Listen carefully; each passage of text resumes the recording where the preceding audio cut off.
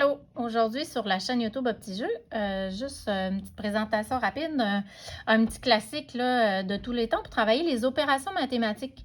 Alors, c'est vraiment un superbe jeu là, qu'on peut utiliser quand on commence à faire des complémentaires d'addition et de soustraction, mais aussi quand entre en jeu l'apprentissage des tables de multiplication et de division.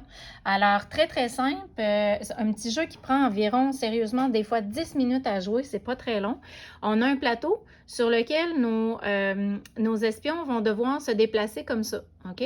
Et pour se déplacer, ils vont devoir résoudre une équation mathématique qui va donner un résultat qui est indiqué ici par une tuile. Alors, par exemple, si mon espion veut passer par-dessus la tuile ici, il va devoir résoudre une équation mathématique qui va donner 11. Et c'est par le biais de D qu'il va y arriver.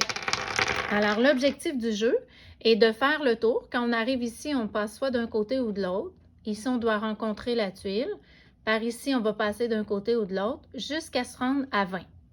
Alors, quand c'est son tour de jeu, on brasse les dés et on va essayer de faire une équation mathématique qui va nous permettre de passer par-dessus la tuile 11. Donc, il faut trouver un résultat qui va donner 11. Je pourrais utiliser l'addition, la soustraction, la multiplication et la division. Et on peut faire une suite d'opérations, une chaîne d'opérations avec plusieurs dés. OK? Donc, ici, par exemple, je pourrais simplement faire une addition de 8 plus 3 qui donne 11. Ça me permet d'avancer. Je vais prendre mes dés et je vais les passer au joueur suivant, celui qui va jouer après moi. Je reprends mes dés ici et je continue à faire ainsi jusqu'à ce que je n'ai plus de possibilité d'avancer avec les dés. Les dés ne me permettent plus de faire l'équation qu'il y a devant moi. Là, vous voyez ici, je n'ai pas d'équation à faire, j'ai directement le résultat, donc je peux passer par-dessus, comme ça. Et je reprends les dés, je continue et j'essaie maintenant de faire une opération qui va donner 12 en faisant un plus, un moins, fois divisé.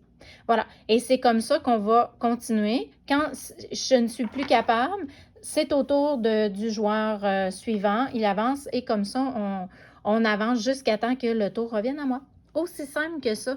Je vous conseille fortement de laisser pendant les apprentissages, là, par exemple, si j'ai la table de Pythagore, là, qui est quand même assez grande, là, et j'ai une table de multiplication ici, ce ne serait pas nécessaire d'aller jusqu'à 40. On pourrait avoir, par exemple, jusqu'à 12. On pourrait avoir aussi les complémentaires d'addition et de soustraction.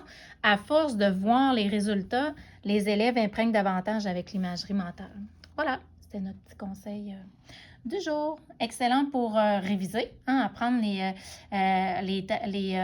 tables d'addition, de soustraction, multiplication, division en devoir, leçon à la maison, mais aussi en classe. C'est un super jeu puisque ça ne prend pas de temps. Autant en individuel, ça se peut jouer, en diade ou en petit groupe d'élèves jusqu'à 4. Bonne joute!